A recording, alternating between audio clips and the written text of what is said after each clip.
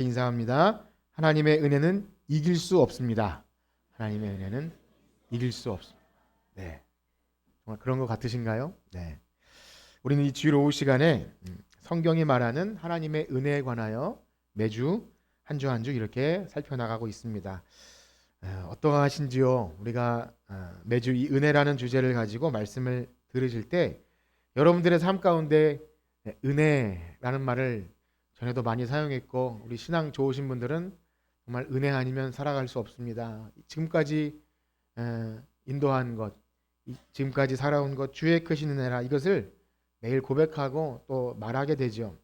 그럼에도 불구하고 우리가 이 은혜에 관해서 살피는 이유가 무엇입니까? 은혜라고 말하며 감사를 드리는 내용을 가만히 또 살펴보면 그것이 때로는 세상 사람들도 이야기할 수 있을 정도의 그 정도의 것을 전부처럼 여겨서 표현하는 것이지 않나라는 생각이 듭니다. 물론 우리 신자들은 다 그렇다는 것이 아니라 우리가 이 은혜의 근본적인 의미를 좀 상실할 때 그렇게 바꾸게 되죠. 그래서 하나님을 모르는 사람들이 표현하는 재수 좋다, 운이 좋았다 라든지 복이 있다, 이런 정도의 것으로 은혜를 혹 바꾸지 않았나 생각합니다. 물론 하나님께서 우리의 삶에 좋은 것을 주시고 우리는 그때마다 은혜를 베푸셨다고 말하는 것은 너무나 당연하겠죠. 그러한 것들. 그런데 때로는 이렇게 반대로 생각하게 됩니다. 그러면 우리가 말하는 그 좋은 것들이 없을 때는 또 은혜가 없는 것일까요? 아니잖아요. 여러분 그렇게 생각하지 않으십니다. 그런데 그것을 유의해서 하지 않으면 한 해를 돌아보면서 예를 들면 우리 은혜의 기억, 감사의 기억, 저는 송구영신 예배 때 한번 그런 것을 해보려고 마음에 계획하는데 지금 말씀드리면 한 해 동안 감사했던 것들을 좀 이렇게 적어서 송구영신 예배 때 잠깐 그냥 이렇게 막 주저리 말고 적어 오셔서 이렇게 하시면 좋을 것 같다는 생각이 드는데, 그때 적는 것들을 가만히 살펴보면 잘 되고 사람들이 보기에도 어떻게 그렇게 됐어 라고 그렇게 할 만한 것을 적지만, 반대인 경우는 잘 못 적죠. 왜냐하면 그건 은혜가 아니라고 생각할 수 있기 때문입니다. 역시 여러분들은 그렇지 않겠지만 우리의 생각과 우리의 표현을 잘 들여다보면 좋은 일이 생겨야만 은혜라고 하지 않나 라는 거죠. 자, 그런데 그렇게 은혜를 이 땅의 것에 맞추다 보면 처음에는 아니었는데 우리도 모르게 점점 하나님이 베푸시는 너무나 좋은 것들을 희미하게 여기죠. 감사가 희미해지고 당연한 것처럼, 우리가 부른 노래처럼 당연한 것 하나 없다는 것을 우리가 이렇게 은혜 찬양할 때 하지 않습니까? 우리가 누리는 모든 것들이 당연한 것 하나 없는 것. 노래 부를 때만 그렇게 말하지 사실 우리가 많이 하찮게 여기지 않았나. 광야에서 만나를 먹은 이스라엘 백성이 나중에는 그 하늘에서 내리는 신비한 것을 보고도 하찮게 여겼다는 것처럼 우리가 혹 그렇게 되지 않나라는 것은 감사의 연습이나 우리가 안 된 것도 은혜를 연습하라는 의미가 아니라 진정 근본적인 은혜를, 성경이 말하는 은혜를 깨달아 알면 누가 그렇게 강요하지 않아도 진짜 모든 것이 은혜라는 표현이 우리에게 나오게 될 줄 믿습니다. 그렇습니다. 하나님 백성은 은혜를 잃어버리면 다 잃어버린 것입니다. 그렇죠? 예. 세상에서 말하듯 돈을 잃어버리면 조금 잃어버린 것이고 건강 잃으면 전부 잃은 것인데, 우리 기독교 신자는 하나님의 은혜가 떨어졌다는 것은 죽은 것이나 다름없는 것입니다. 여러분 그렇게 믿으십니까? 예, 그 은혜에 대해서 잘 알고 또 말해야 합니다. 그렇습니다. 하나님 백성은 정말 은혜 아니면 살아갈 수 없는 존재가 맞죠. 그래서 우리의 구원도요, 우리의 생명도, 오전에 시편 시작할 때 그런 말씀이 있었는데, 주의 인자하심이 무엇보다 낫다고요? 주의 인자하심이 우리의 생명보다 낫다. 이 고백은 아무나 할 수 없는 고백입니다. 왜냐하면 우리 생명 뺏어가거나 우리 삶에 안 되는 일이 있으면 하나님의 인자와 자비와 지금 말하는 은혜, 이것이 없다고 생각을 하게 됩니다. 그런데요, 하나님의 인자와 자비, 또 구원, 이 모든 것은요 우리의 삶의 의미와 소망도 다 하나님의 은혜가 우선합니다. 하나님의 은혜에서 출발합니다. 그러니 성경이 말하는 그 은혜의 길이와 넓이와 높이와 여러분들이 그것을 알면 알수록 참 세상의 어떠한 환경과 조건도 우리를 감사하지 못하게 하거나 또 기뻐하지 못하게 하거나 좌절과 낭망에 빠지지 않게 할 줄 믿습니다. 그래서 무엇보다 이 은혜를 할 때 여러분 이 은혜를 말하고 우리가 표현할 때 진리의 말씀 안에서 깨달아지는 것을 은혜로 많이 좀 표현하면 좋을 것 같아요. 내가 느끼는 분위기나 감정이나 서두에 말씀드림처럼 일이 잘 풀려서 또 우리가 예배할 때 항상 좋은 건 아니잖아요. 흥에 겹거나 해서 은혜 되네 이것이 아니라 거기에 기인하는 것이 아니라 푸른 마르고 꽃은 시드나 주의 말씀은 영원한 것처럼 우리 말씀을 들을 때 그 말씀 속에서 얻어지는 깨달음이 우리의 은혜의 근거가 되기를 축복합니다. 그래서 오늘 말씀을 이 오후 시간에도 부활하신 예수님께서 그 엠마오로 가는 두 제자에게 찾아오셔서 해주신 것이 뭐죠? 모세의 글과 선지자와 시편의 글을 풀어서 그가 바로 예수 그리스도이심을 알려줄 때 그들이 우리 마음이 뜨겁지 아니하였느냐. 추운 날씨 가운데도 말씀을 들을 때 마음이 뜨거워지는 그런 은혜가 여러분들에게 있기를 축복합니다. 그렇습니다. 지난 시간에는 우리가 성육신의 은혜에 관해서 함께 나누었는데요. 기억 안 하시는지 묻지는 않겠습니다. 제가 몇 번 물었더니 꼭 물어보지 않으셔도 그냥 하시면 된다고 그렇게 하는 집사님이 계셔서 아시건 모르시건 지난주에 우리는 성육신의 은혜를 배웠어요. 예수님께서 사람의 몸을 이 땅에 입고 오심, 성탄절이 가까워지면 그걸 많이 언급하죠. 그 사람 몸을 입고 오셨네 찬송도 하고 더욱 그 일을 우리가 찬송하고 영광 돌리는데요. 사실 설교하는 저 자신부터가 예수님을 믿고 예수님 사랑합니다. 우린 예수님을 믿습니다 하면서도 그 성육신의 은혜에 관해서 더 깊이 관심을 가지고 묵상하고 거기서 오는 은혜에 이 몰입하기가 쉽지 않다는 것을 저 자신도 경험해요. 그냥 안다고 생각해요. 당연하다고 생각하고 그런 류의 당연함이 아니라 하나님이 능력이 많으시니까 그 정도야. 그것이 아니라 그랬죠. 하나님이 하실 수 있는 것 중에 사실은 가장 어려운 것이 있다면 우리 생각이에요.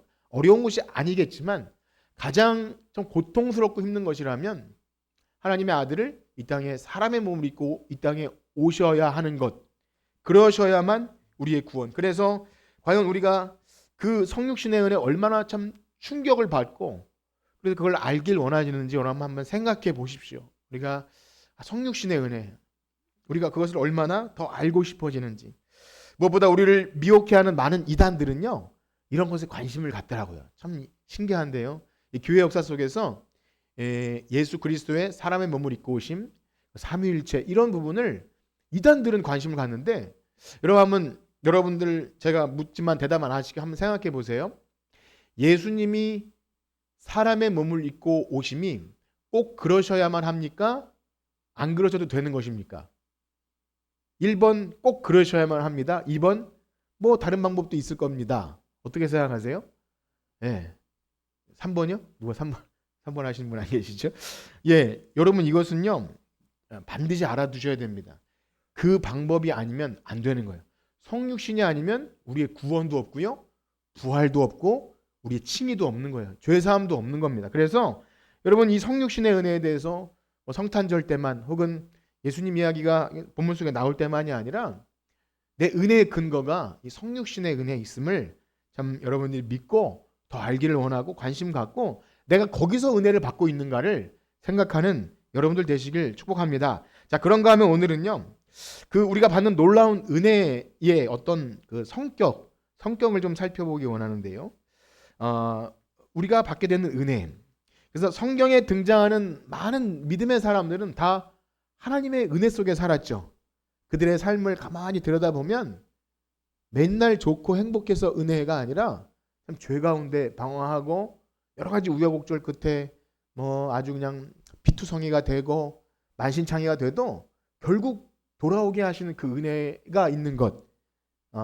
하나님을 멀리 떠났다고 생각했지만 제자리로 돌려놓은 그 놀라운 은혜를 경험하는 사람들인데 그 가운데 특별히 우리는 이 성경을 가장 많이 기록하고 쓴 참 하나님의 은혜를 알기 전과 그 후가 매우 뚜렷한 한 인물. 오늘 갈라디아서를 쓴 누구일까요? 바울. 바울은 참 중요한 인물입니다. 그가 대단한 어떤 것이라기보다 하나님이 그를 부르셔서 그를 사용하시는 그 모든 과정이 복음을 설명하기에 너무 적합해요.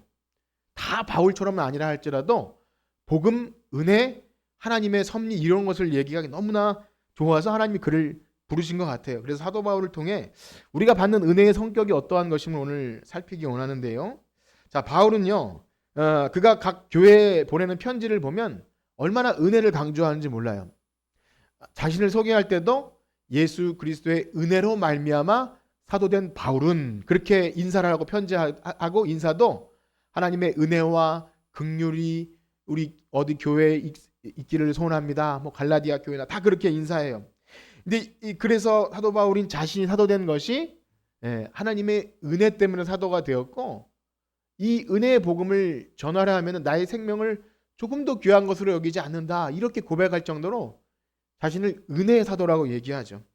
결코 이것은요. 그래서 사도 바울의 어떤 미사여구 우리가 그래서는 안 되겠지만 뭐 다 은혜죠. 은혜로 합시다. 이런 그냥 쉽게 말하는 것이 아니라 은혜가 아니면 자신을 설명해낼 단어가 없기 때문에 은혜로 사도 되었고 은혜가 있기를 원합니다. 이렇게 표현하는 거죠. 그래서 오늘 읽은 본문인 갈라디아 교회에 보내는 편지에도 그 은혜의 복음을 전하는데요. 오늘 특별히 15절에 보면 바울이 이런 표현을 씁니다. 우리 갈라디아 1장 15절을 한번 읽도록 하겠습니다. 15절 말씀입니다. 시작. 그러나 내 어머니의 태로부터 나를 부르시니가. 아멘. 오늘은 이 부분인데요. 어머니의 태로부터 나를 택정하셨다. 참 특별한 표현입니다. 에베소서에서는 우리의 구원을 만세 전에 이 땅이 창조되기 이전에부터 그런데 오늘 보니까 우리 어머니의 뱃속에 있을 때 나를 택정하셨다. 이런 표현을 써요. 어떻게 이런 표현을 할 수 있을까요? 이게 성령의 감동이 아니고서는 할 수 없는 것이죠.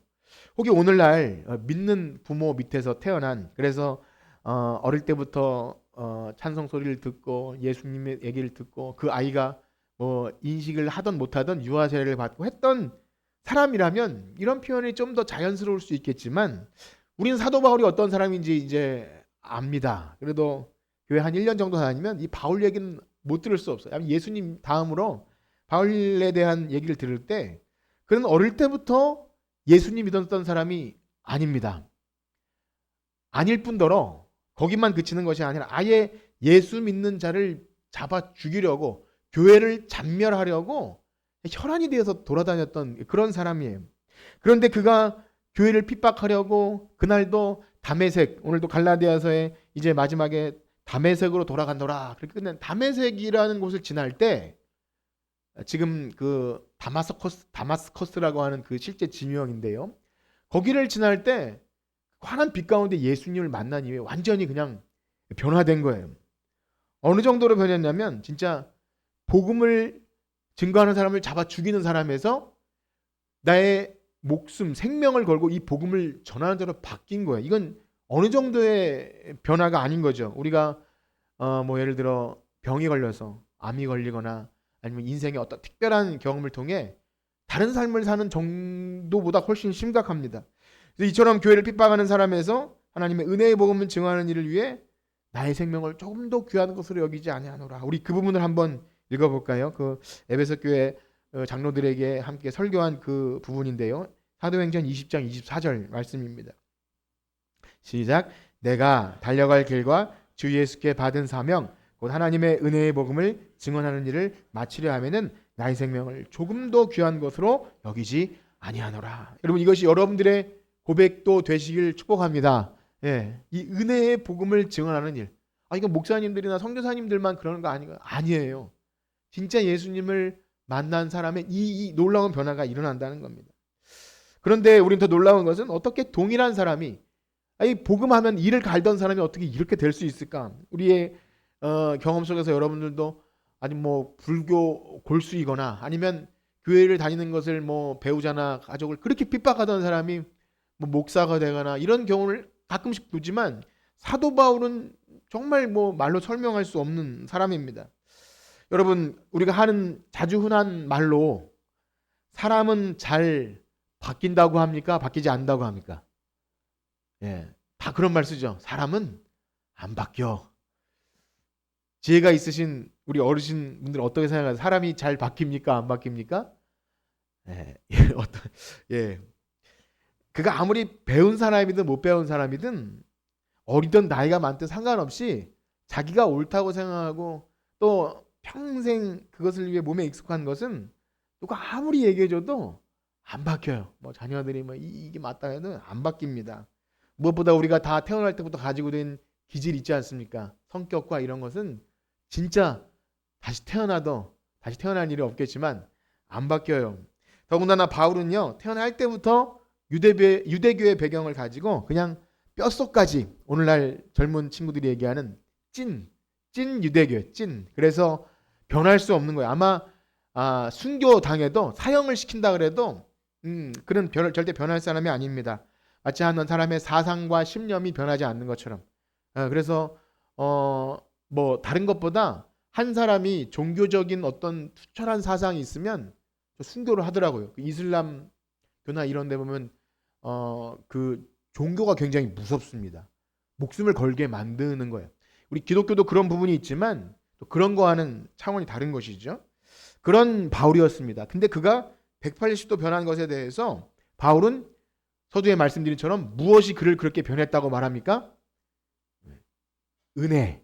하나님의 은혜가 그렇게 변했다고 하는 거예요. 무엇보다 바울이 그 은혜를 절실히 느낀 것은요, 스스로가 알아요. 내가 이렇게 바뀔 사람이 아니라는 걸 알아요. 정말 교회를 박해하고 복음의 대적자, 지난번에 말씀드린 대로 죄인 중에 괴수, 폭행자요, 핍박자요, 그런 사람이 이렇게 변할 수 있는 건 그야말로 강력한 은혜. 오늘 제목처럼 이길 수 없는, 피할 수 없는 은혜가 나를 집요하게 쫓아와서 그야말로 불가항력적으로 날 이렇게 만들었다라고 고백하고 있는 것입니다. 여러분 어떠하십니까? 여러분의 은혜가 이 피할 수 없는 그런 불가항력적인 은혜임을 여러분 고백하십니까? 이것을 알아야 합니다. 우리에게 미치는 은혜가 그런 거예요. 그래서 하나님의 은혜는 어떤 환경이나 조건이나와 아무 상관없이 그야말로 저항할 수 없는, 이길 수 없는 성격을 가지고 죄인을 찾아오시고 거듭나게 하시고 새 사람 되게 하셔요. 그래서 우리 믿음의 선배들은 그 은혜를 이길 수 없는 은혜 혹은 불가항력적인 은혜 그렇게 불렀습니다. 어떻습니까? 여러분 정말 여러분들이 예수 믿은 것 이길 수 없는 불가항력적인 은혜로 여기 지금 앉아 계십니까? 그것을 고백하고 믿는 성도들이 하나님의 은혜가 무엇인지를 아는 거예요. 조금이라도 다른 어떤 것 없이 내가 여기 있게끔 한 것이 100% 하나님의 은혜이구나. 점점 신앙의 연조가 더할수록 그걸 더 깊이 깨닫게 됩니다. 그런데요, 이 이길 수 없는 은혜, 불가항력적인 은혜가 너무 좋은 말 같아도 어떻게 들으면 너무나 또 오해를 일으키고요, 의문을 갖게 합니다. 여러분 들으시면서 지금도 몇 분은 의문이 드셨을 수 있어요. 가장 대표적인 것이 그런 거죠. 그렇게 피할 수 없고 이길 수 없는 은혜라면 그냥 우리가 어떻게 살아도 결국 잡아 끌어다가 제자리에 갖다 놓지 않겠나, 그런 생각 하시게 되죠. 네. 그래서 어떤 사람들이 그런 말 가끔씩 해요. 마음대로 살다가 그 강도처럼 죽기 전에 그럼 되겠지 않겠느냐고, 은혜를 모르는 거죠. 때로는 이렇게 생각이 됩니다. 뱃속에서부터 택했다고 말하는데 바울처럼 왜 한 사람이 인격적으로 하나님을 만나는 시간은 각각 다를까? 그렇지 않나요? 사람마다 각각 달라서 여러 우여곡절을 겪고 어떤 사람은 어릴 때, 어떤 사람은 장성해서 이 시기가 다르니까 보는 사람으로 하여금 애태우기도 하고 기도하게 만들고 참 답답한 것을 경험해요. 무엇보다 이것이 불가항력적이고 피할 수 없는 은혜라면 여러분 믿음 생활하기가 쉽습니까? 어렵습니까? 어렵지 않습니까? 네. 예. 그냥 자동적으로 되면 되게 좋겠죠.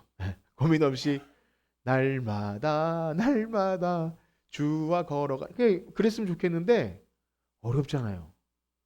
어렵지 않다고 하면 거짓말 아닙니까? 어렵잖아요. 아니 불가항력적인 은혜면 그냥 막 자연스럽게 기도하러 막 나오고 싶고 해야 되는데, 여러분은 더 쉬고 싶고 기도하기 어렵고 때로는 예배가 은혜가 안 될 때 어떻게 합니까? 라는 생각, 이게 무슨 불가항력적인 은혜입니까? 라는 생각이 들어요. 그런데요, 우리가 이 기독교의 귀한 진리들, 뭐 불가항력적인 은혜, 뭐 이런 걸 얘기할 때 우리가 주의해야 할 것이 하나 있는데요. 우리에게 남아있는 죄성의 성향을 가지고 그것을 그대로 보게 되면 오해가 더 많고요. 또 그런 그룹이 모여서 함께 대화를 나누면 또 은혜가 안 돼요. 참 중요합니다. 그래서 우리 믿음 생활에 있어서 책임을 강조하게 되면, 설교를 수행하면서 어떤 책임 행위를 강조하게 되면 우리의 죄성은요, 율법주의가 되기 쉬워요. 잘하는 사람은 으쓱해지고 못하는 사람은 또 벗어나요. 이상한, 이게 우리 남아있는 죄성의 영향이에요. 또 은혜를 강조하면요, 나태하고 방종하게 돼요. 은혜죠. 뭐 다 괜찮아요. 괜찮아요. 이거 하라고 한 게 아닌데 우리의 죄성이 그렇다는 거예요. 그래서 항상 우리의 신앙은요, 율법주의와 반율법 혹은 은혜, 여기 뒤에 주의자가 붙으면 좋은 게 아닙니다. 뭐든지 복도, 그래서 우리 하나님께 복을 구해야 했지만 기복주의가 되면 이 위험한 것처럼 율법도 너무 귀한 거예요. 이 은혜를 알려면 율법을 알아야 돼. 율법주의가 되거나 또 은혜주의가 되면 그것이 전부인 건 줄 알아요. 그래서 욥의 세 친구들이 자기가 아는 몇 가지 것을 가지고 하나님을 이렇게 얘기하는 것처럼, 하나님은 너무나 다양하게 다 속성을 가지고 하는데 우리 그것을, 그래서 한쪽을 설명해도 다른 한쪽을 가지고 잘 개떡같이 말해도 찰떡같이 알아들으시길 축복합니다. 자, 그래서 말씀을 들을 때 저나 여러분이나 우리의 본성대로, 우리의 가끔씩 시험 들거나 삐딱한 것을 가지고 이 은혜의 교리나 또 우리를 만세zem을 택하셨거나 이런 것을 바라볼 때 안 된다는 것을 아시고 기도해야 합니다. 저나 여러분이 하나님 성령의 감동 있으셔서 하나님의 은혜로 이 말씀을 깨달아지게 하시고 하나님이 원하시는 방식대로 듣고 이해하고 적용할 수 있도록 여러분 원하고 바라고 기도하시길 축복합니다. 자, 그렇습니다. 바울과 같이 한 사람이 이제까지 살아오던 삶을 완전히 변한다 할 때 그것을 우리는 좀 뭐라고 표현할 수 있을까요? 교회 용어로 돌아가는 거니까 회자를 붙여서 회개. 우리 그래도 여러분 구원의 서정에 관해 조금 배운 적이 있으시잖아요. 처음에 하나님 우리를 부르실 때 부르심을 뭐라 그러죠? 소명이라 그러기도 하고, 또 거듭남은 여러 말로 중생. 회개하고 믿고 돌아오는 것을 회심. 이제 기억나시죠?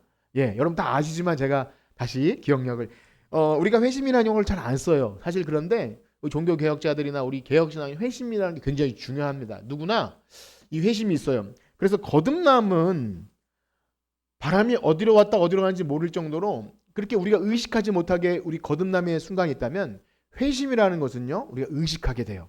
그것이 희미하던 강하던 여러분들의 신앙의 삶을 잔잔하게 돌아보면, 교회를 다녔건 혹은 안 다녔건 완전히 변화되는 순간이 한 번쯤은 다 있습니다. 미지근했던 신앙이 뜨거워질 때도 있고요. 그런 회심의 순간을 꼭 구체적으로 그거다 뭐 자주 말할 수도 있지만 분명히 이 회심이 있다는 겁니다. 그래서 누군가에게 신앙 간증을 할 수도 있고, 우리 누군가에게 어떻게 넌 예수 믿게 됐니라고 말할 때 사도 바울처럼 그는 다메섹 체험이 근거가 되었거든요.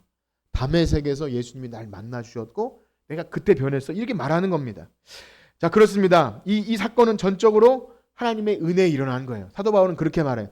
하나님의 은혜로 그렇게 교회를 대적하던 나를 완전히 변화시켰어. 여러분들에게도 그 회심이 확실하시길 축복합니다. 그 어거지로 만들어내라는 것이 아니라 당연히 있고요. 혹은 내가 없다고 생각하시면 또 기대와 소망을 하시고 바라셔야 됩니다. 혹은 느끼지 못할 수도 있어요. 그것이 구원의 서정이라 해서 완벽하게 있어야 된다, 이런 의미가 아니라 성경이 그것을 얘기하고 있기 때문에 우린 이것을 알아야 합니다. 자, 그런데요, 무엇보다 바울은 이 은혜를 얘기하면서 에베소서에 보면 이것이 언제 시작됐다 그러죠? 이 은혜 역사가 언제부터? 어느 전부터? 창세 전에, 영원 전에. 그러니까 이거는 참 우리가 헤아릴 수 없는 시간인 거죠. 우리의 인간의 시간으로 생각할 수 없는 그 영원 전부터. 그리고 오늘 갈라디아 보니까 언제 나를 택하셨다 그러죠? 어머니의 뱃속에서. 참 신기해요. 어떻게 바울이 이렇게 성령의 감동을 따라 얘기했는데요. 창세전부터 시작된 하나님의 은혜가 여러분 각 사람이 배에서 생겨날 때 아기로, 어떤 시점인지 모르겠지만 그때 하나님이 나를 택정하셨다, 이렇게 표현합니다. 참 신비하죠. 그래서 교회사에서 많은 사람들은 이 바울과 같은 한 신자의 회심 사건에 대해서 굉장히 다양하게 얘기합니다. 왜냐하면 그런 변화가 하나님의 놀라운 은혜인 것을 인정하면서도 여러분 바울의 경우에서나 또 우리 경험 세계 안에서 제가 여러분들에게 뭐 회심이 있었는지 없었는지 잠깐 물어봤지만 우리들의 교회의 다양한 문화 속에서 여러분이 어떤 환경 속에서 신앙생활했든 내 경험으로 이해를 해요. 그러니까 하나님의 영원전부터 있었고 그렇게 했다는 어떤 성경적인 관점보다 내가 은혜를 받은 어떤 시점과 경험과 또 신앙의 선배들로부터 들은 이야기가 또 우리를 좀 주장하게 돼요. 그것이 뭐 100%안 좋다는 것은 아니지만 때로는 그것이 잘못된 신학으로 좀 연결도 됩니다. 그래서 한번 생각해 보십시오. 바울의 경험만 보아도 태어날 때부터 그리스도인이 아니잖아요. 그런데 다메섹 사건 이전에는 교회를 핍박하던 그가 어머니의 뱃속에서 택정받았으면 이상하지 않습니까? 태어났으면 택정받고 태어났으면 예수님 믿는 사람으로 태어나야지. 왜 예수님이 나를 택하셨는데 뭐 오랜 시간 동안 그냥 보통 사람도 아니고 교회를 핍박하는 사람으로 살았습니까? 묻는다면 대답할 수가 없는 거예요. 그렇습니다. 예, 담메색 사건 이전에는 하나님의 은혜도 몰랐고요. 당연히 택정하심도 몰랐어요. 모르고 살았어요. 모르고 대적자로 살았어요. 그런데 하나님의 은혜가 자신을 향하고 있었다는 것을 고백하고 어머니의 뱃속에서 택정하심을 그때서야 고백하는 거예요. 어떻게 그런 일이 있을 수 있냐는 것입니다. 여러분 당연스럽게 들었을지도 몰라도 가만히 생각해 보면 바울이 하는 말을 믿기가 너무나 어려운 거죠. 그래서 사람들은 생각하게 돼요. 왜 하나님은 은혜로 택하신 자를 처음부터 곧바로 은혜를 알고 예수 잘 믿는 자로 하시지 않고 이렇게 살다가 다른 삶을 살다가 어느 한순간 부르실까 생각하게 됩니다. 여러분 그런 생각이 좀 드시죠? 저는 그런 의문을 안 가져요 라고 하지 마시고 의문을 가지십시오. 의문을 갖고 하나님은 왜 그렇게 하실까? 여러분들 예수 믿는 과정을 가만히 생각해 보세요. 다 틀리잖아요. 다 다르고 어떻게 이런 순간을 거쳤을까 할 정도로 다 달라요. 지나고 나면 그게 참 은혜지만 그때 내가 전도하고 혹은 누가 건면할 때 그때 믿으면 얼마나 좋을까라는 생각을 하게 됩니다. 그래서 많은 사람들은 그런 이유로 이 회심 사건을 다양한 주장으로 주장하게 되는데요. 대표적으로 어떤 사람들은요. 인간의 의지로 내가 의지를 발동해서 믿기로 결심하면 하나님이 그때서나 도와주신다고 생각하게 돼요. 왜냐하면 각 사람마다 믿게 되는 케이스가 다르거든요. 그렇기 때문에 우리가 의지를 발휘해서 은혜를 사모하면 하나님이 그때서나 역사하신다. 예를 들면 하나님은 사람들 그냥 바라보셔요. 인내하시고 지켜보시다가 누군가 뭐 복음을 듣거나 어떻게 됐든지 간에 하나님이 계시구나. 은혜라는 것이 있구나 해서 그때서 한다 그러죠. 하나님 내가 믿겠으니 저를 좀 도와주세요. 그러면 그 사람은 내가 자발적으로 믿었다고 착각하게 돼요. 이렇게 주장하는 사람들은 주로 소위 이실론자라 그러는데요. 뭐 꼭 그런 것은 아니지만 창조는 하되 하나님이 우주 만물을 창조했지만 그 이후에 모든 인간의 삶은 자유와 선택과 각자 나름대로의 삶을 통해서 알아서 살게끔 하셨다는 거예요. 그런데 바울 사건만 봐도 그렇지 않죠? 바울은요 하나님을 찾지 않았어요. 회개도 안 했어요.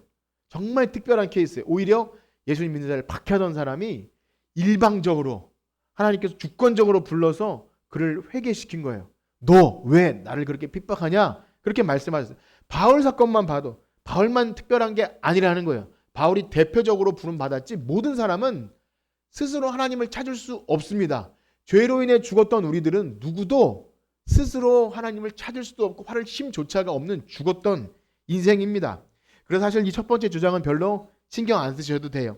그런데 또 어떤 사람들은 이렇게 말합니다. 하나님과 사람이 그래도 협동을 한다. 신인 협동을 해서 하나님께 도움을 구하면 우리 인간에게 은혜에 대한 이해를 열어주셔서 그때 믿음을 가질 수 있도록 성령을 보내주신다고 얘기합니다. 여러분 지금 이 문구를 보고 있지만 별로 이상하지 않게 느낄 수 있어요. 믿음을 가지고 성령님을 구하면 성령님을 보내주셔서 날 믿게 하신다? 이상하지 않습니까?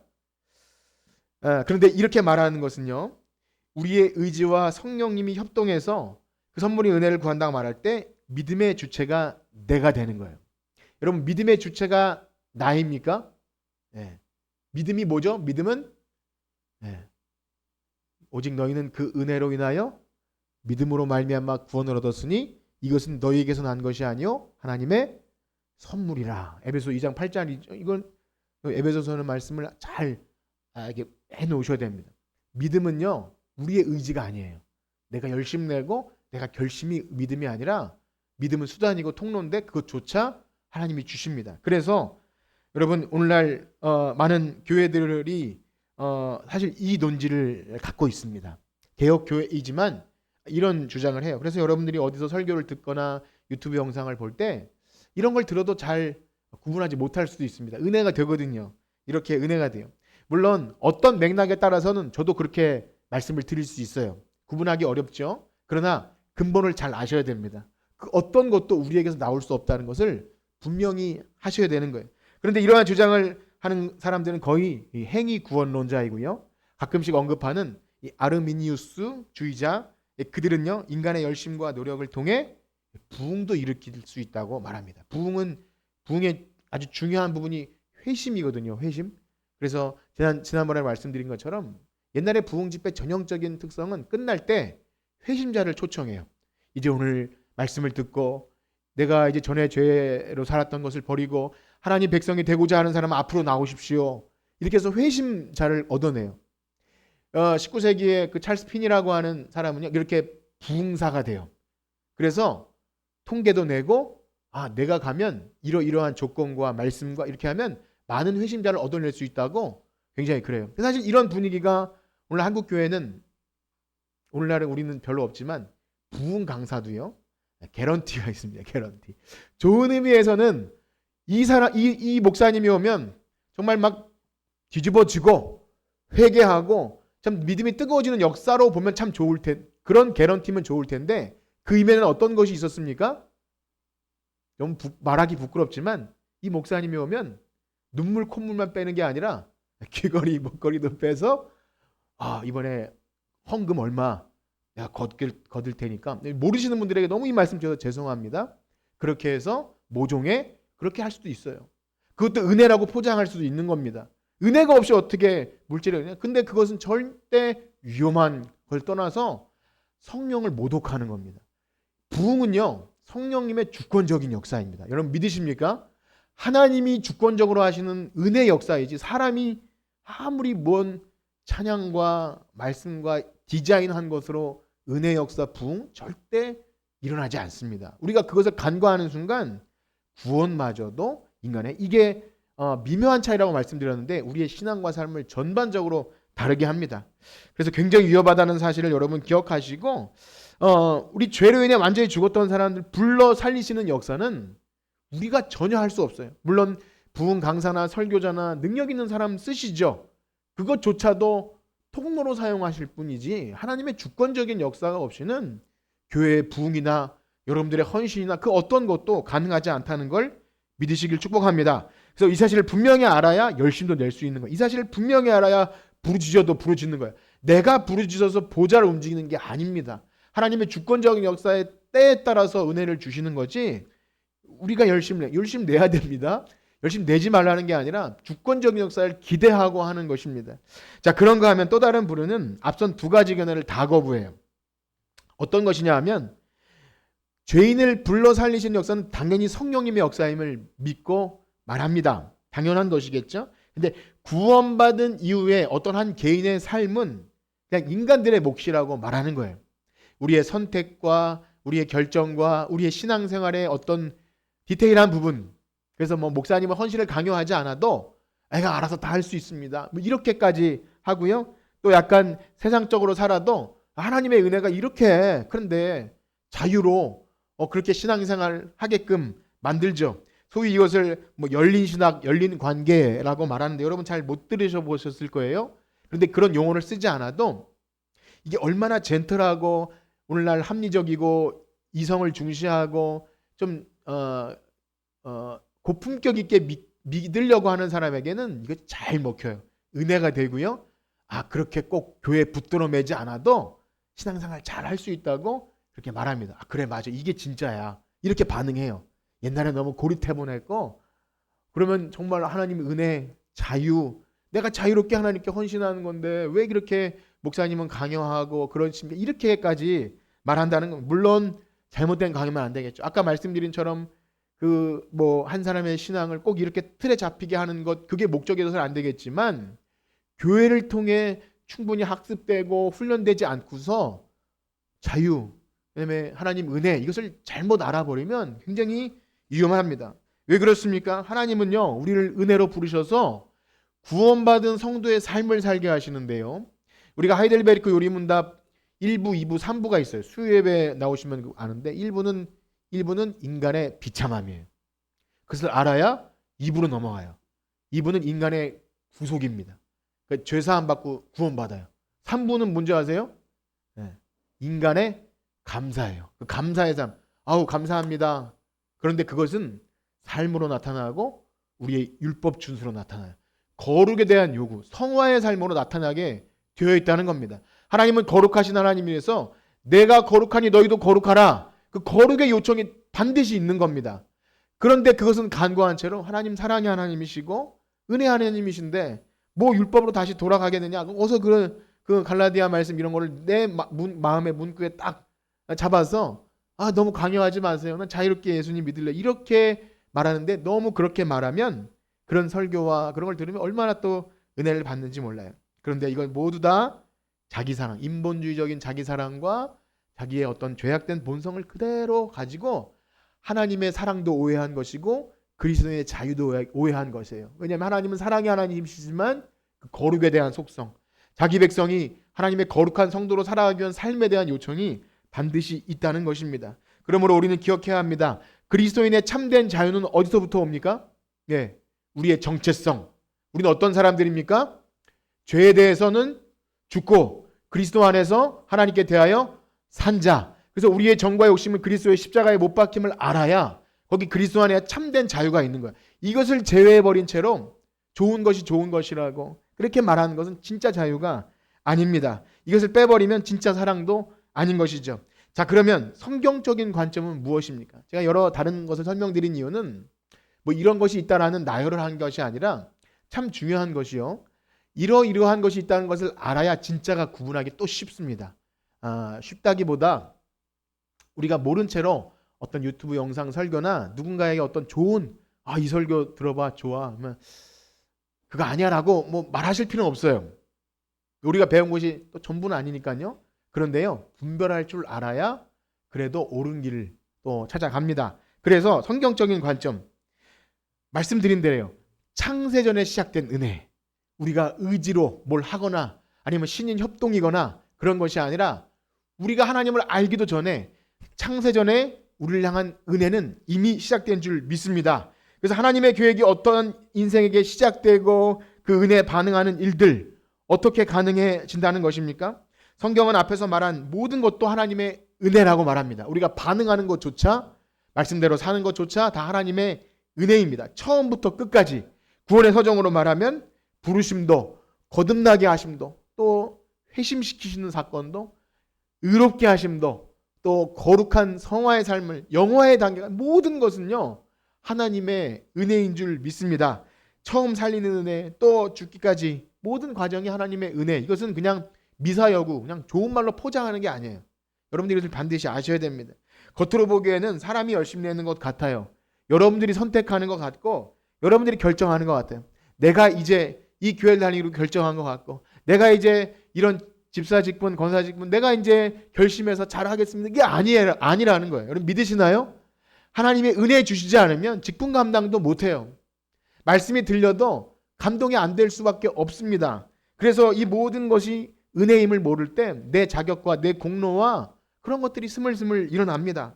그래서 우리가 성경을 읽을 때 성경 속에서 예수님을 믿을 때 성령을 받는 게 아니라 예수님을 믿기 위해서 성령님을 보내주신 거예요. 이미. 그래서 그렇죠. 예수를 주로 고백하기 위해서는 성령이 아니고서는 불가능합니다. 그래서 우리가 믿기로 결심할 때 성령님이 그때 역사하시는 것이 아니라 이미 보내주시는 거예요. 이 과정을 잘 아셔야 됩니다. 이것은 비슷한 말 같아도 뭐 그게 그거 아닌 거 절대 아닙니다. 어떤 것이 선행하느냐, 선행하는 은혜, 하나님이 우리를 향한 집요한 불러 살리시려고 그 집요한 역사가 아니면 우리 고백할 수 없어요. 헌신할 수 없고요. 찬송조차 할 수 없습니다. 결국 우리가 하나님을 향해 반응하게 된 어떤 행동, 의지, 결단, 그것은요 우리를 향한 은혜의 역사, 성령님의 역사인 줄 믿습니다. 그래서 바울은요 그가 성령의 감동으로 계시받아 기록된 이 성경 속에서 분명히 밝히고 있는 것은 전에 회방자였고 핍박자였던 자기가 하나님께 반응했던 것, 그는요 여러 가지 미사여구를 붙일 수 있을 거예요. 은혜는 은혜지만 내가 그래도 성경을 알았고 가말리알 학파에 있었고 내가 그래도 율법에 능통했으며 삶으로는 정말 이 바리새인 중에 히브리인 중에 히브리인이요 베냐민 집안 이런 족보를 늘어놓으면서 그래도 이 정도니까 내가 사도로 쓰임 받았다고 할 만한 것이 많아요. 충분히 많아요. 근데 그거 다 똥처럼 버리고 은혜만 말합니다. 그것은 막 이렇게 대단해 보이려고 거짓으로 위선 떠는 게 절대 아닙니다. 우리가 그래서 분명히 알아야 합니다. 그러므로 오늘 우리가 하나님께 반응하는 이 모든 순간, 여러분들이 오늘 말씀을 듣는 여기 예배당에 앉아서 지금 이 듣는 순간 은혜의 역사임을 믿으시길 축복합니다. 그걸 여러분 감지하셔야 돼요. 여러분의 의지와 결단이 아닙니다. 어느 순간 때 뭐 시간이 되어서 남아서 혹은 내가 말씀을 잘 들어보려고 하는 그 모든 결단도 다 하나님의 은혜입니다. 그래서 육에 속한 사람은 결코 영의 일에 반응할 수 없어요. 아무리 설교자가, 아무리 복음 전도자가 탁월하게 이런 설명 저런 설명 예를 들어서 해도요, 아무리 확신에 차서 전해도 하나님이 택한 신자로 하여금 마음 문을 열어서 듣게 하시기 전엔 불가능합니다. 그래서 많은 목사님들이 고백해요. 막 어떨 때는 내가 진짜 이거 들으면 아무리 다 뒤집어질 거라고 해도 밋밋하게 반응 안 할 때도 있는데, 때로는 정말 처절하게 비참하게 오늘 설교가 안 될 것 같고 정말 끝을 못 맺는데도 신비하게 그걸 듣고 회개하는 사람이 있었다는 것을, 물론 항상 뭐 그렇다고 그걸 핑계 잡아서 할 수 없지만, 그러나 하나님께서 그렇게 신비하게 비상하게 역사하심을 우리 경험해요. 여러분들도 삶에서 경험합니다. 그럼에도 불구하고 우리는 연약해서요, 항상 우리의 현실을 생각하죠. 그러면 하나님께서 구원의 소정에 따라서 우리 자녀를 낳으면 이렇게 좀 유아 세례 받고 한 자녀들은 입교할 때쯤 되면 지가 스스로 알아서 예수를 주로 고백하고, 우리 집사님의 그런 벌써 1년 후에 있을 기도 제목, 열심히 입교 준비해서 왜 그 기도하게 만든, 하나님께서 그냥 단계를 밟아서 회심시키면 안 됩니까? 라는 생각이 드시죠? 왜 안 드십니까? 전 들어요. 저 자신에게도 그런 걸 느꼈고 자녀들에게도 느낍니다.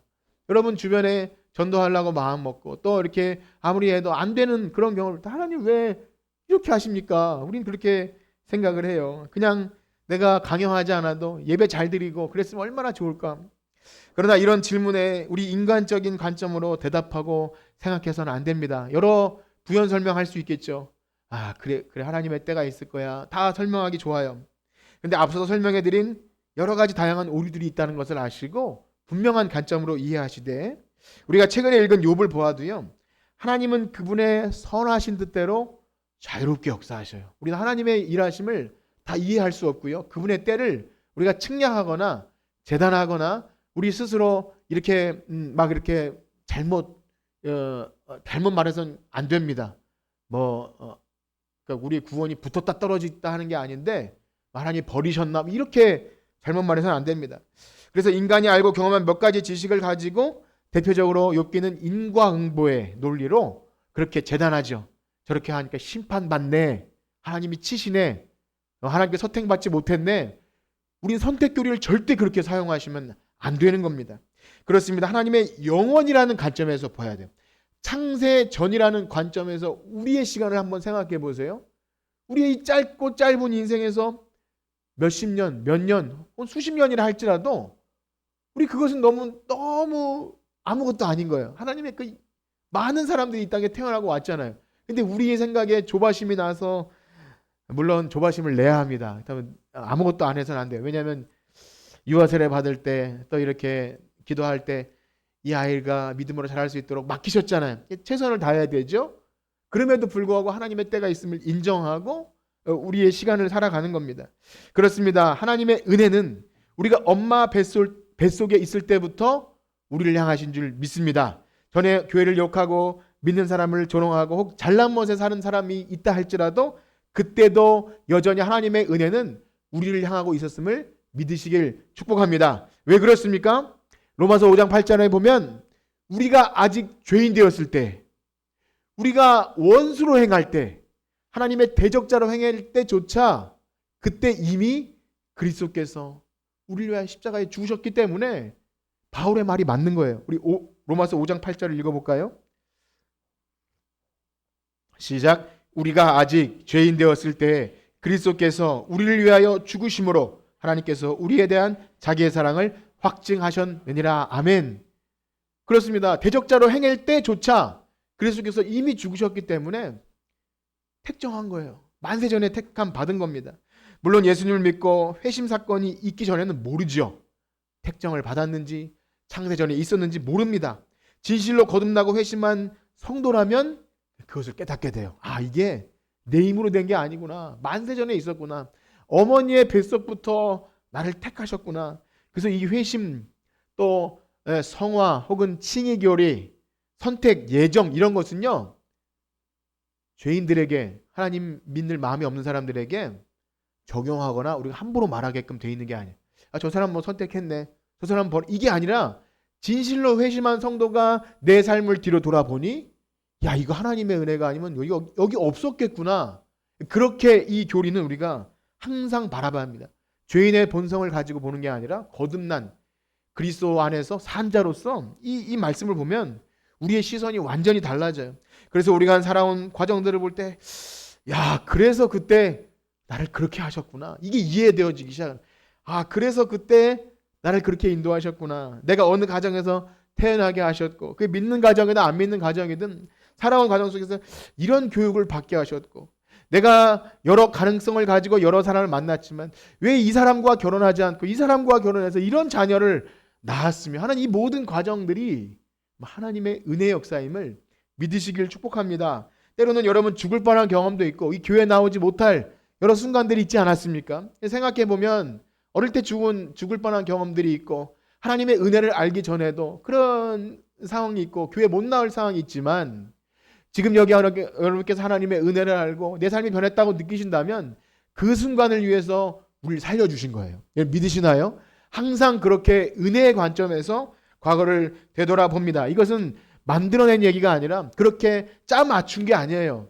은혜를 경험한 사람들은 이것이 아니고는 안 되었구나. 이것을 우리가 절대 느끼게 됩니다. 우리가 교회 어릴 때부터 다니거나 모태신앙도 있지만 우리 교회는요, 다양한 인생의 경험 속에서 교회를 와요. 불우한 환경도 있고 예수 믿지 않는 가정도 있고 이렇게 막 인생의 여러 고비를 넘겼고 또 예수를 믿지 않았지만 유학을 가서 강권해서 참 믿을 수밖에 없게끔 상황을 만들어서 우리 이끌죠. 그래서 우리 여기 함께 모인 사람들입니다. 다양한 신앙 경험을 가지고 있어요.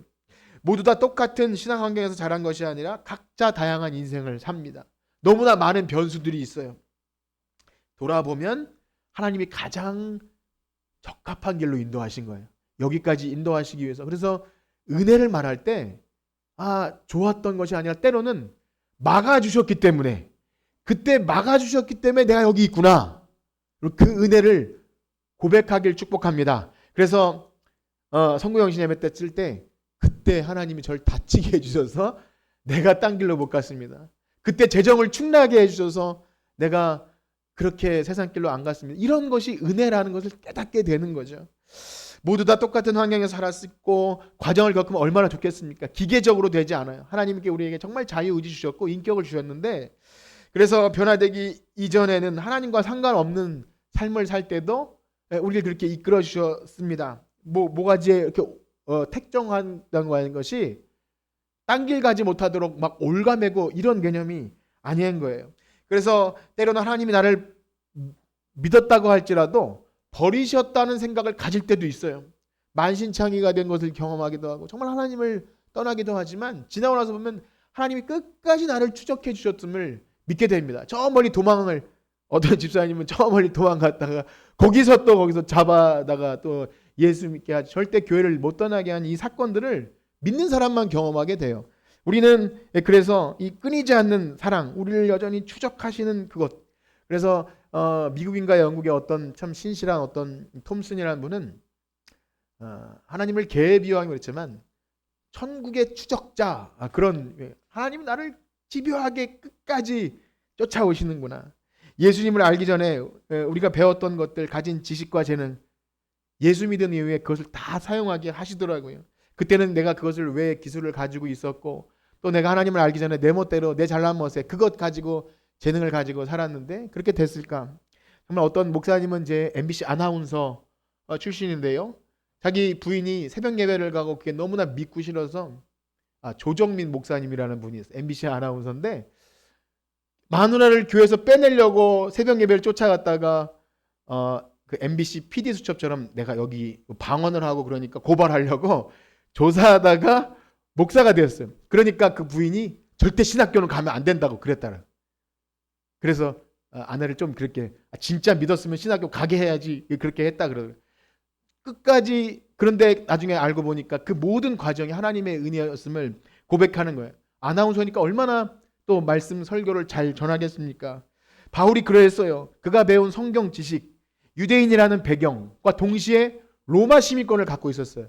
그래서 바울은요, 어딜 가든지 유대인 회당에 자연스럽게 들어가요. 회당 문화 익숙하잖아요. 그런데 또 감옥에 갇히면 로마 시민권이 있어서 또 거기서 기가 막히게 상소를 해요. 나는 로마 시민권이라서 내가 벨릭스 카카 앞에 가서 항소를 해야겠다. 그러면 사람들이 막, 야, 이 사람. 그래서 상소를 해서 막 로마까지 압송을 하는 과정 속에 얼마나 많은 일이 일어납니까? 하나님이 그것을 위해 바울을 불렀고 그 모든 재능과 그 모든 것을 다 사용하셨던 거죠. 그래서 우리가 지나온 날을 생각할 때 여러분들이 가진 재능과, 내가 때로는 좀 뭐 잘하는 건 아니더라도 때로는 많은 사람 앞에 설 수 없는 것, 또 부끄러움, 어떤 그 장애라고 생각할 수도 있고, 나의 가정 형편과 불우함과 열등감과 이런 것을 하나님께 내가 교회에 좀 필요한 존재인가 이렇게 생각할 수도 있지만, 하나님 그 모든 것을 통해서 우리를 선을 이루게 하시는 줄 믿습니다. 그렇지 않다면, 여러분들의 그런 열등감과 장애가 아니라면 하나님께서 여기까지 인도하셨지 않았을 수도 있다는 생각을 하셔야 하기 때문에, 은혜가, 우리 약점이 오히려 바울이 말한 것처럼 내 약한 것이 오히려 하나님의 은혜가 되었다. 그렇게 고백하게 됩니다. 때로는 우리가 생각하기에 내가 가진 별로 마음에 안 드는 기질들, 환경들, 여러분 그 모든 것도 여기까지 인도하신 은혜를 여러분 믿으시길 축복합니다. 그래서 여러분 기억하십시오. 여러분들이 지금 이 예배 자리에 나와 있는 것, 예수님을 나의 구주로 믿고 고백하며 찬송하고 하는 것, 나를 끝까지 놓지 않고 추적하신 하나님의 은혜가 우리를 여기 부르셨음을 믿습니다. 그것이 전적인 하나님의 은혜, 이길 수 없는 은혜이고 불가항력적인 은혜입니다. 그래서 이 은혜는 정말 특별해요. 모태신앙이라고 되는 게 아닙니다. 모태신앙을 가지고 유아세례 받은 사람도 죽을 때까지 어떤 여러 가지 여건과 환경 속에서 교회도 못 나보고 죽는 사람도 있다고 합니다. 그러나 정말 저런 환경에서 예수 믿을 수 있을까? 그런 환경 속에서 하나님 교회랑 관련이 있을까 싶은 사람도 이상하게 들어서 교회에 참 신실한 장로님이 되게 하고 목사가 되게 하고, 그런 일들을 우리가 보지 않습니까? 이게 인간 역사로 되는 게 아니죠. 바로 강권하는 힘이 있습니다. 그래서 우리가 이 은혜를 생각할 때, 그래서 목줄을 꿰고 하는 게 아니에요. 참 신비한 것은요, 성령님의 역사는 인격적인 하나님이 우리를 감동시키셔요. 그래서 여러분 그걸 잘 감지하고 느끼셔야 합니다. 여러분들이 아무리 딴짓하고 싶어도 이 강권하는 은혜가 우리를 여기에 은혜 자리로 부르시고, 딴짓하지 못하게, 방탕하고 살고 싶어도 하나님의 강권한 은혜가 우리의 인격을 감동시키셔요. 그 이길 수 없는 은혜, 불가항력적인 은혜가 결국 우리를 굴복하게 하십니다. 여러분 옆에 있는 분과 인사할까요? 우리는 그 은혜를 이길 수 없습니다. 네. 졸음을 이길 수 없습니다라고. 이길 수 없어요. 마침내 시간이 지나면요, 처음에는 나를 끝까지 추적하는 은혜 때문에 욥처럼 하나님 왜 나를 관역 삼으셔서 날 이렇게 집요하게 괴롭히십니까 했던 욥도 나중에 알고 보면 은혜임을 고백해요. 그래서 참 사춘기 방황할 때 나올 때는 하나님 왜 날 이렇게 왜 이렇게 귀찮게 하고 하십니까? 라고 그렇게 반항할 때가 있잖아요. 날 좀 내버려 두세요. 그런데 알고 보면 그 추적하는 은혜가 아니면 나를 여기 있지 못하겠다는 사실을 알면 그게 너무 감사해서 찬송하게 돼요. 우리 예배는 그것입니다. 여기까지 있게 하신 하나님, 나를 절대 놓지 않고 인도하신 하나님, 바라기는요, 우리 교회 모든 성도님들이 이 은혜를 알고 신앙생활하길 축복합니다. 이 은혜만 제대로 한다면 시험에 들거나 낙심하거나 하는 순간에도 거뜬하게 일어나요. 정말 감사하게도 이겨납니다. 또 이 은혜를 제대로 알고 경험한 자들은 자기 자랑이 나올 수 없고요, 늘 하나님을 찬송해요. 그것이 그냥 가짜 위선이 아니에요. 은혜 찬양을 할 때 눈물이 그때마다 똑같은 단어인데도 눈물이 날 수 없는 것.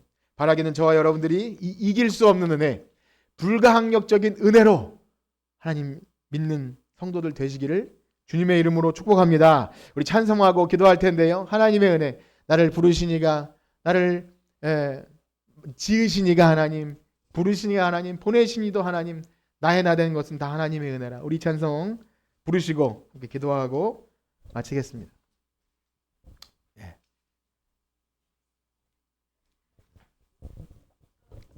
혹시 코드가 높은 코드가 아닌 것을 잘 골라주십시오.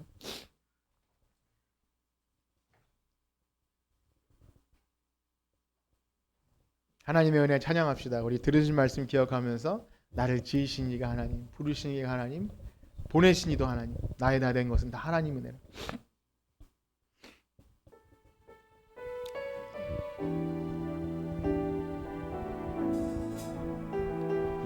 조금 빨리 할게요.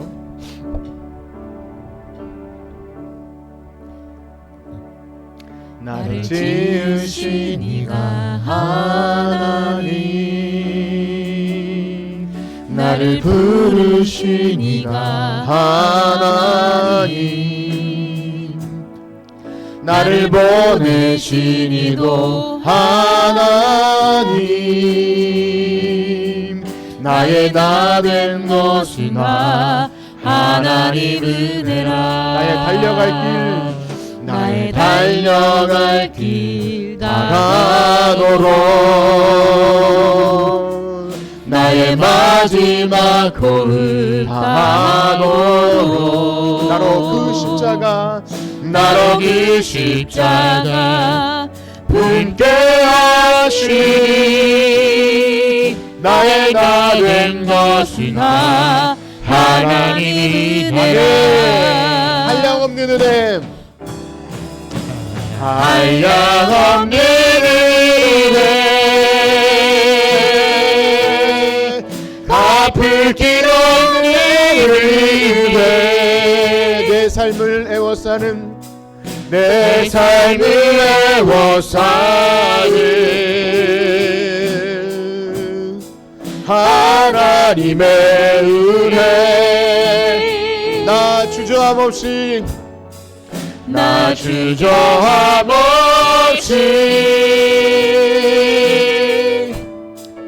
그 땅을 밟음도, 나를 붙드시는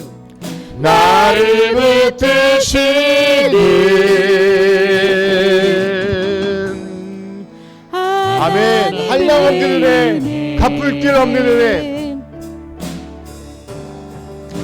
한량없는 은혜,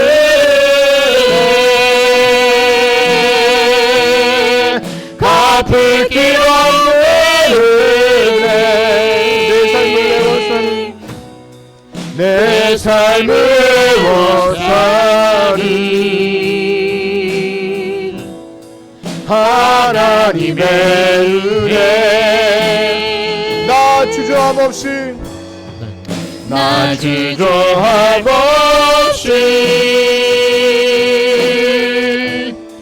그 땅을 밟음도,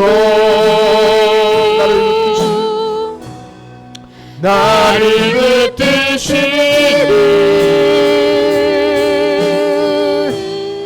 하나님의 은혜. 아멘. 우리 들으신 말씀 가지고 기도합시다. 꼭 우리의 신앙에 좀 감사치 못할, 더 은혜가 안 된다라는 순간이 찾아올 때 우리가 무엇을 가지고 은혜를 말했고 무엇을 가지고 더 은혜에 감사를 했습니까? 이 성육신의 은혜, 그리고 나를 추적하는 이길 수 없는 은혜가 아니고서는 우리 은혜라고 말할 것은 별로 없습니다. 하나님, 우리가 이 은혜 때문에 오늘 여기 있음을 믿고 우리의 지나온 삶을 돌아보니 이 은혜가 없으면, 나를 집요하게 추적하는 이 불가항력적인 은혜가 없었다면 여기 예배자로 있지 없담을 고백하며, 하나님, 결코 그리스도의 사랑에서 끊을 수 없는 그 은혜로 말미암아 하나님께 영광 돌리게 하시고 내 삶이 하나님께 온전히 드려질 수 있는, 나의 생명을 조금 더 귀한 것으로 여기지 않고 하나님을 향해 달려갈 수 있는 그 은혜의 사람 되게 하여 주시옵소서. 우리 주의 이름 한번 크게 부르시고 기도합니다. 주여, 하나님, 우리가 무엇을 은혜로 알고 무엇을 은혜로 쫓아나갔습니까? 하나님께 은혜를 구하고 은혜의 감사를 드렸지만, 하나님, 나를 집요하게 쫓아오는 그 이길 수 없는 은혜가 아니면 우리는 여기 있을 수 없습니다. 나의 의지도 아니고 나의 열심도 아니고 나의 결단도 아닙니다. 내가 무엇을 했다고 자랑할 것이 아무것도 없습니다. 하나님, 우리를 여기까지 인도하심, 죽을 고비를 넘기게 하시고, 하나님, 일이 잘 되었던 것을 실패하게 하시고, 때로는 상처를 받고, 때로는 멀리 도망가게도 하시고, 때로는 죄의 유혹에 넘어져서 시름시름 방황할 때조차 나를 모태에서부터 택정하신 하나님의 은혜가 나를 여기까지 인도하셨습니다. 그 은혜가 아니면 우리 예배할 수 없습니다. 그 은혜가 아니면 우리는 하루도 한순간도 살아갈 수 없습니다. 그 은혜로 말미암아 감사하게 하시고, 그 은혜로 말미암아 찬양하게 하시고, 그 은혜로 말미암아 하나님께 영광 돌리는 복된 주님의 백성들 되게 하여 주시옵소서. 한 주간 살아가는 동안도 그 은혜만 우리에게 있게 하여 주시옵소서. 하나님 감사합니다. 아멘. 이제는 우리 주 예수 그리스도의 은혜와 하나님의 무한하신 사랑하심과 성령님의 감화 감동 위로 교통하심이 우리를 절대 놓지 않고 끝까지 추적하시는 그 이길 수 없는 은혜에 항복하는 성전교회 성도들 머리 위에 이제로부터 영원토록 함께 있을지어다. 아멘.